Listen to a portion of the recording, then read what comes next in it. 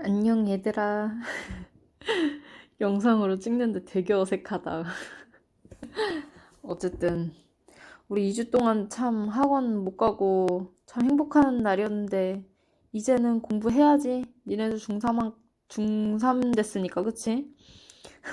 그래서 정말 영상을 찍어서 니네랑 이제 수업을 하는데 학원 빨리 가서 너희랑 같이 투닥투닥 거리면서 수업하고 싶다 선생님도. 우리 그때까지 어디 한번 잘 영상으로 수업해보고 니네도 그동안에 잘 공부해보고 그리고 우리 딱 학원에서 만나자 얘들아. 건강한 모습으로. 자, 일단 우리 먼저 수업하기 전에 우리 지금 그 무단통치와 그 민족운동의 전개 그쪽 단계를 지금 가고 있었단 말이지. 근데 우리가 제일 중요한 그 10년대, 20년대, 30년대 때 어떤 통치를 했었는지 우리 이거 다시 한번 복습을 해보고 그리고 오늘 문제 풀고 그렇게 마치려고 하거든.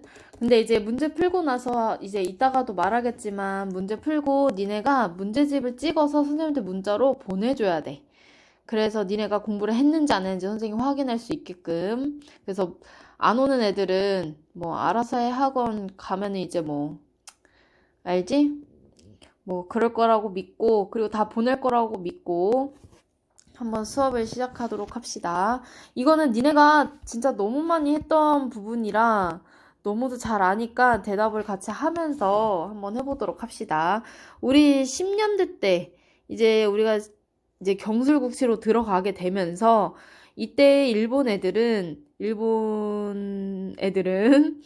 우리에게 어떤 통치를 했었냐면 무단 통치를 했었어. 무단 통치. 이 무단 통치의 의미는 뭐냐? 무기로 다스리겠다라는 거야. 그러니까 이제 강압적으로 우리를 다스리겠다라는 이제 그런 통치인데 이러면서 얘네가 헌병 경찰제라는 것을 실시를 하게 돼. 무단 통치 때는 이게 제일 중요해. 헌병 경찰제. 이게 뭐냐? 일본의 육해군 대장 출신들 중에서 이제 경찰로 이제 임명을 해서 이제 그 헌병 경찰이 의병이라든지 독립운동가 이런 사람들을 색출하고 그리고 일반 행정까지도 얘네가 다 처리를 하는 거야. 그리고 선생님 그때 말했듯이 우리 학교에서 이제 막 수업을 막 듣고 있는데 수업 듣고 있는데 뒤에 막 경찰들이 서 있는데 총이라든지 칼이라든지 몽둥이라든지 이런 것들을 이제 들고 있는 상태에서 우리가 위협받는 상태에서 수업을 받거나 이렇게 되는 상황이 되는 거지. 거기다가 이 헌병 경찰제에다가 뭘 또 행사하게 되냐면 즉결 처분거리라 해서 즉결 처벌법이라고 해서 즉시 그 자리에서 처벌할 수 있도록 이제 그런 것까지도 이제 권리를 주게 된 거야, 이 사람들에게. 그러면서 태형도 실시를 하게 되는데 이 태형은 뭐냐? 말 그대로 때리는 거야. 우리 막 엉덩이 때리듯이. 그래서 때리는 이런 처벌 같은 것들을 하게 되는 거지. 그 자리에서 즉시. 그리고 교육은 우리에게 무엇을 주로 시켰냐? 일본어 교육과 그리고 실업 교육 그리고 소학교를 만들었는데 이게 뭐냐? 일본어 교육은 왜 하냐면 자신들과 소통을 해야 되고 그리고 자신들과 같은 민족으로 만들려면 언어부터 장악을 해야 된다고 생각을 했던 거야. 그래서 이 언어부터 이제 지배를 해서 우리를 식민지화를 하려고 했던 거고 그래서 일본어 교육을 시켰고 그리고 실업 교육은 뭐냐? 기술적인 이제 전문적인 기술을 가르치면서 이제 우리에게 아무런 생각 없이 그냥 니네는 우리가 시키는 일만 해 라고 하면서 이때부터 이제 세뇌 교육이 시작이 되는 거야. 세뇌 교육. 그래서 그 체리 채플린 그 영화 봤을 거야 아마. 그래서 그런 데서도 계속 똑같은 일만 시키면서 더 이상 생각할 수 없게 하고 더 이상 뭔가를 이렇게 할 수 없게 정말 기술적으로만 우리나라를 지배하려고 했던. 그래서 실업교육 그리고 소학교는 뭐냐? 말 그대로 초등이야 초등학교.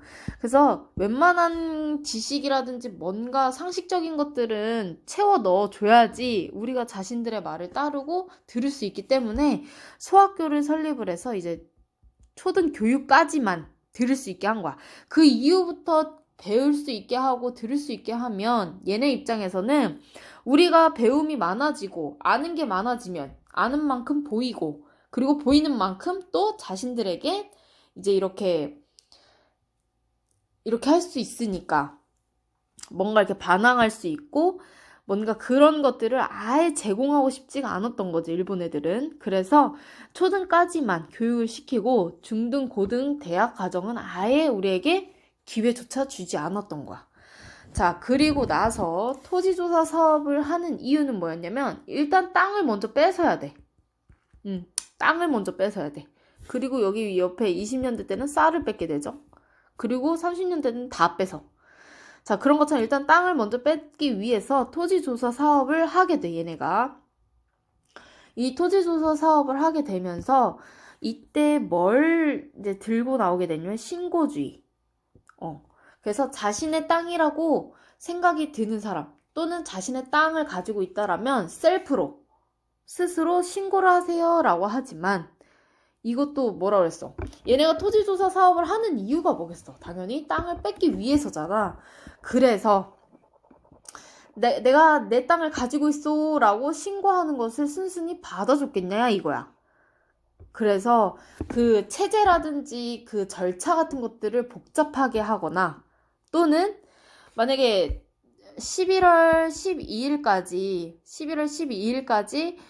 이제 신고하세요 라고 했는데 이 발표를 11월 10일에 알려주고 절차도 복잡하게 해서 이때 그 신고 못하게 막았던 거지.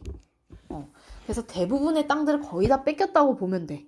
그래서 그렇게 이제 정말 그 공유지 같은 거 있잖아. 나라에서 했던 그 모든 땅들, 그런 땅들이며, 그리고 백성들이 이제 신고를 못한 땅들, 그런 땅들은 다 동양특식 주식회사로 팔아넘기는 거야. 얘네가 다 사가는 거야. 그런 땅들을. 동양특식 주식회사가.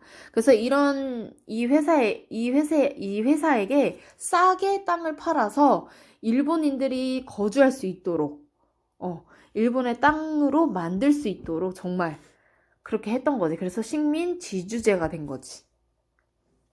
그리고 이제 회사령. 이제 회사를 차리고 싶거나 개인 사업을 하시는 분들이 있었을 거 아니야. 이때 당시에도 우리나라에도. 그런 사람들에게 이 회사령을 허가제로 일본의 허가를 받아야지만 차릴 수가 있었던 거지.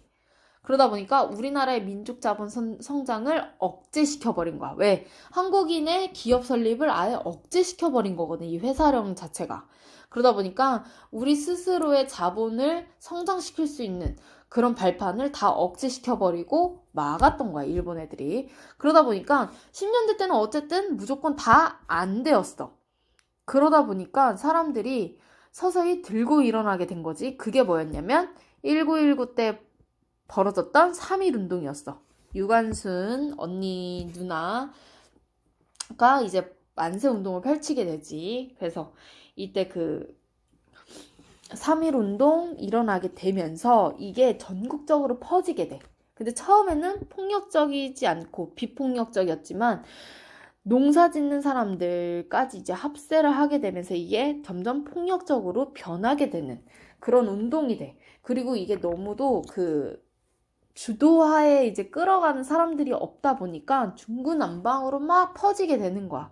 그러다 보니까 나중에는 이제 이 3.1 운동이 지나고 나서 영향이 이제 나오게 되는데 일단 첫 번째로는 일본 애들이 이렇게 얘네를 통치하면 안 되겠구나. 잘 살살 달래서 통치를 해야겠구나 라고 생각이 들었던 거지. 그래서 그런 생각으로 이제 얘네가 통치 방법을 바꾸게 돼. 어떤 통치로? 문화 통치로 바꾸게 돼. 알겠어. 이제 니네가 하고 싶은 대로 하게 해줄게. 그런 통치로 바꾸게 되고 또 하나는 우리 대한민국 임시정부를 수립하게 되는 계기가 되죠. 왜? 누군가 대표가 딱 나타나서 이 운동, 이런 민족적인 독립운동을 정말 지원을 해주고 잘 끌어갈 수 있게 해야겠다라는 그런 필요성을 이 3.1 운동 때 너무 느꼈던 거야. 왜냐면 너무 중구난방으로 자기들끼리 만세운동하고 막 이러다 보니까 그 탄압도 너무 잘 됐고, 그리고 일본 애들의 방해도 너무 쉽게 잘 이렇게 됐기 때문에 안 되겠다. 우리 좀 더 체계적으로 그리고 계획적으로 이제 운동을 펼치자라고 해서 대한민국 임시정부를 수립을 하게 됩니다. 어디에다가? 상하이에다가. 이러면서 처음으로 대한민국 임시정부가 나오게 되는 거야. 자, 그래서 어쨌든 이 일본 애들이 이 3.1 운동을 토대로 이제 통치 방법을 바꾸게 되는데, 이때 우리는 무슨 통치라고 한다? 그렇지, 문화 통치이자, 문화 통치라고 하면서 또 민족? 그렇지, 분열 통치. 이때는 이제 그렇게 하는 거지. 슬슬 이제 친일파들을 만들기 시작을 합니다. 친일 단체라든지 이런 친일 단체를 조직을 해서 지원을 하면서 이제 서로 싸우게 하는 거야. 한민족 간에. 그러니까 우리 이 한국인, 이 조선 사람들끼리 서로 싸우게 만드는 거야. 그래서 친일파들을 양성시켜서 친일파들을 좀 더 지원해주고 더 잘해주고 하면서 서로 한 민족 안에서 싸우면서 민족 분열을 하게 하는. 그러면서 이제 얘네는 멀리서 지켜보는 거야. 그래, 니네끼리 알아서 잘 싸워봐. 이렇게 되는 거지. 그래서 우리 스스로 민족을 분열하게 시키는 이간질 작전을 펼치게 되는 게 이 문화 통치입니다.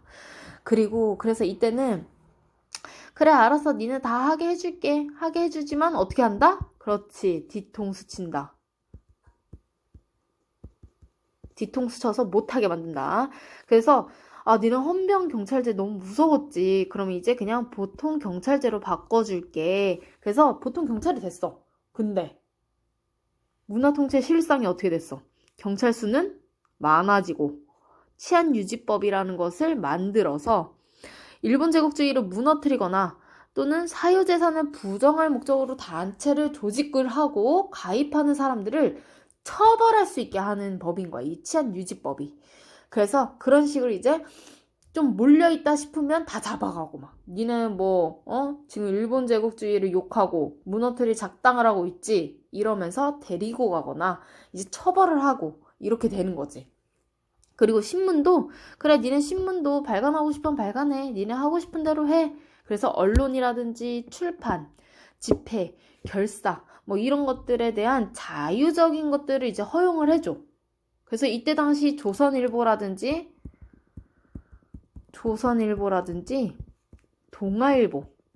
동아일보가 발행을 하게 됩니다. 그래서 참 역사가 깊은 신문사들이지. 조선일보라든지 동아일보는. 그렇지만 어떻게 한다고 그랬어? 이제 검열을 하는 거야. 우리에 대해서 욕을 쓴 게 없나? 우리에 대해 비판적으로 쓴 거 없나?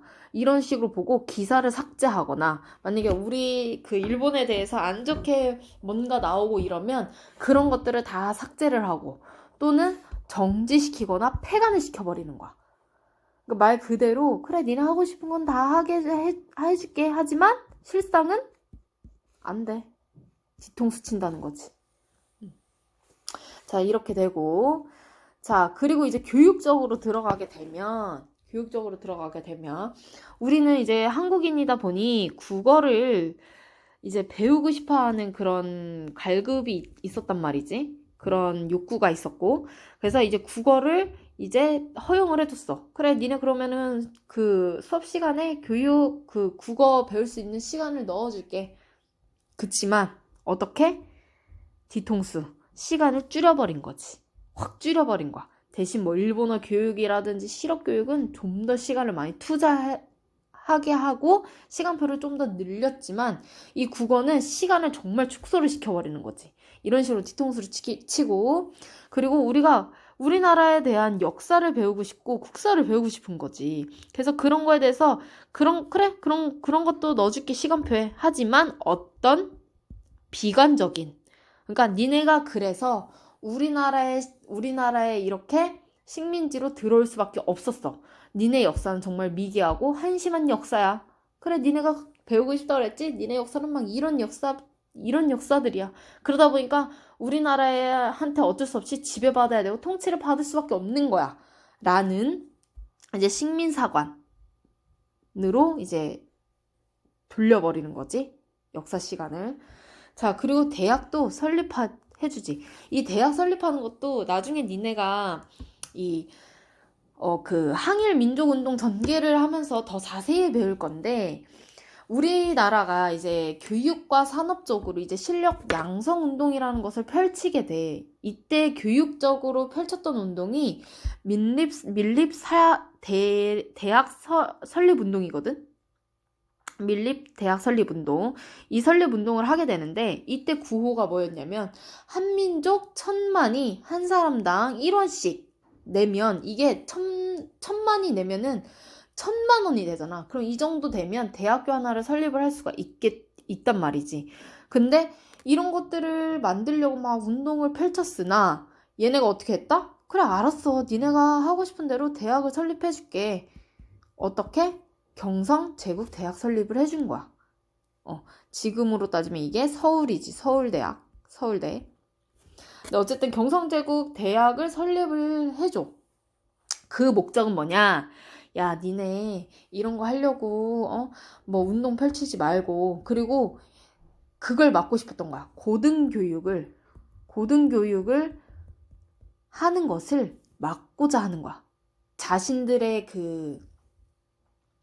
그 통치 하에 대학을 다닐 수 있도록 하려고 일부러 만들어준 거지.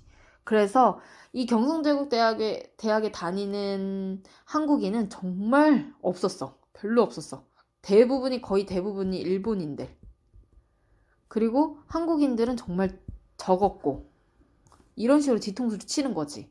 근데 하필 이 밀립대학 설립운동이 실패할 수밖에 없었던 이유가 또 뭐였냐면, 자연재해가 그때 당시 막 뭐 수해라든지 가뭄으로 인해서 자연재해가 있다 보니까 사람들이 돈을 모으기가 쉽지가 않았던 거야.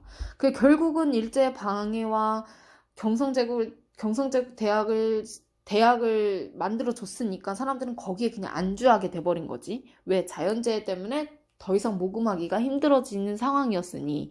근데 그때 당시 일본 애들이 경성제국 대학을 설립을 해주면서, 만들어줬네. 우리는 더 이상 이제 이 대학을 만들겠다라는 운동을 펼치지 않아도 되겠네. 약간 이런 것들로 인해서 실패를 하게 되는 거지.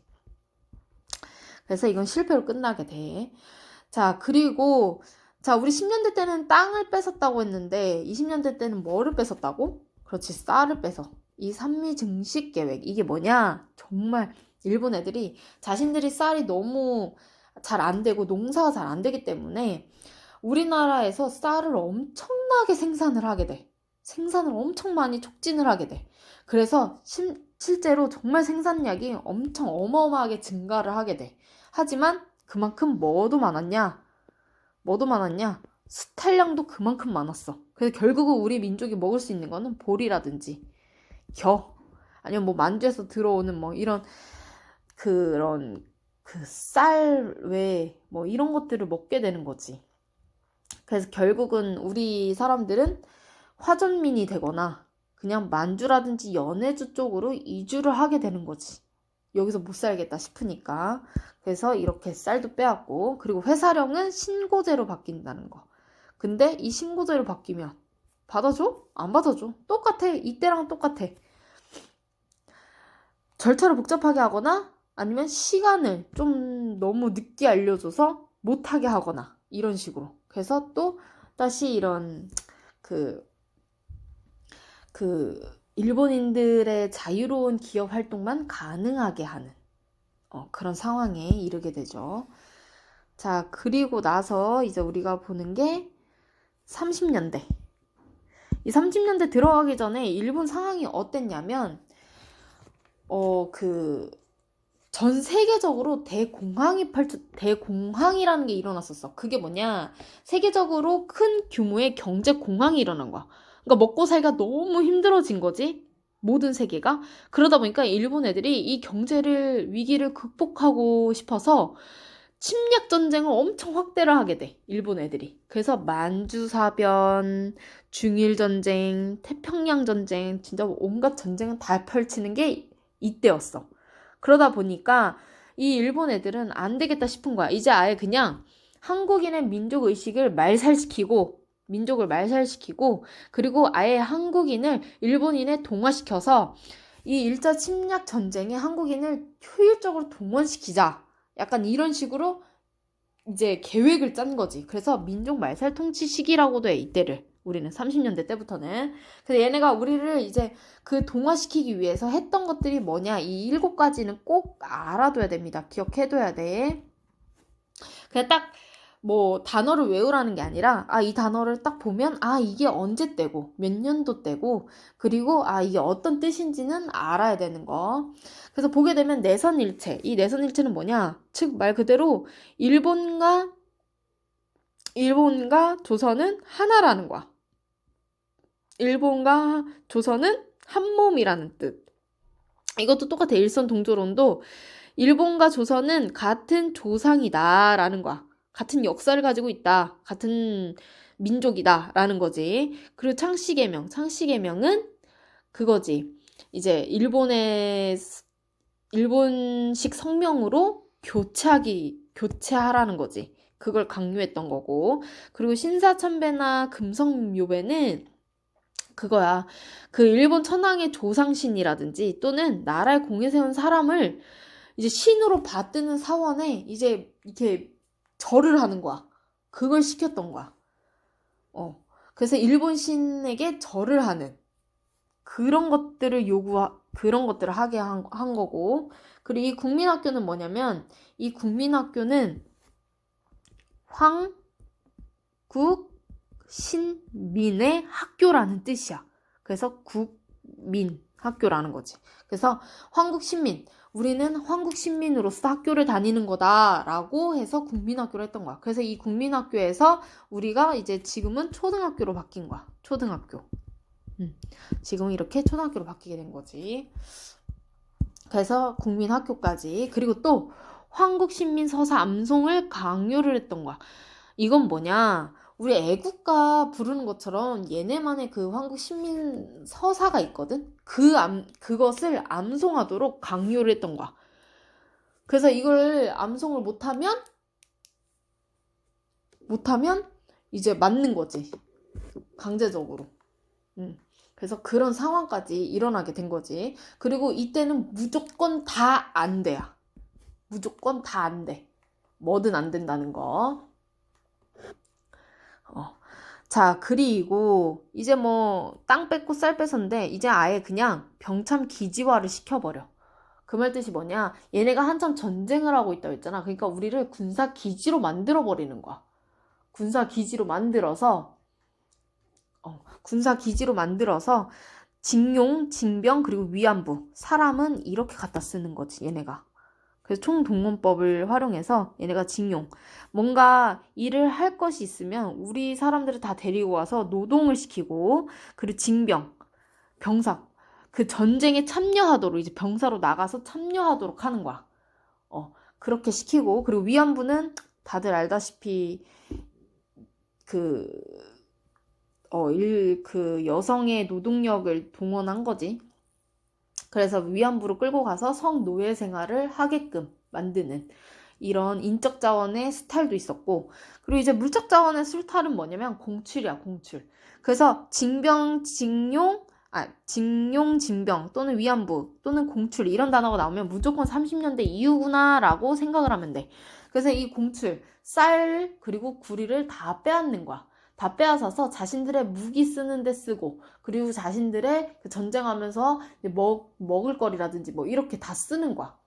그러니까 얘네가 다 빼앗는 거지, 우리한테서. 그리고 이제 남쪽에는 면을 생산시키고 북쪽에서는 양들을 기르면서 이렇게 자신들의 목적을 위해서 우리나라를 쓰게 됐다는 거지. 그리고 군수공업. 이제 이것도 마찬가지로 이제 그 군수 산업 위주로 바꿔서 그 산업의 불균형을 좀 심화시키는 그런 일까지 만들었던 거지. 그러니까 이런 식으로 우리가 이제 10년대, 20년대, 30년대까지 이렇게 싹 훑어보게 된 거지. 그래서 이 부분은 정말 시험에 단골 출제. 그래서 10년대, 20년대, 30년대 때는 정말 구분해서 문제를 다 풀어볼 수밖에 없어. 그래서 우리가 한번 이제 문제를 풀어볼 건데, 자, 일단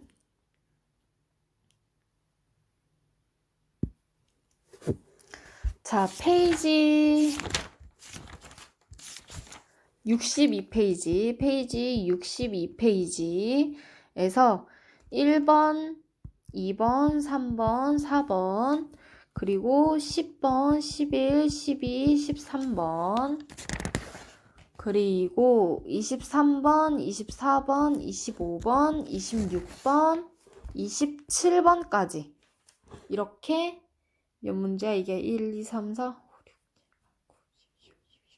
13문제. 13문제 15분 동안.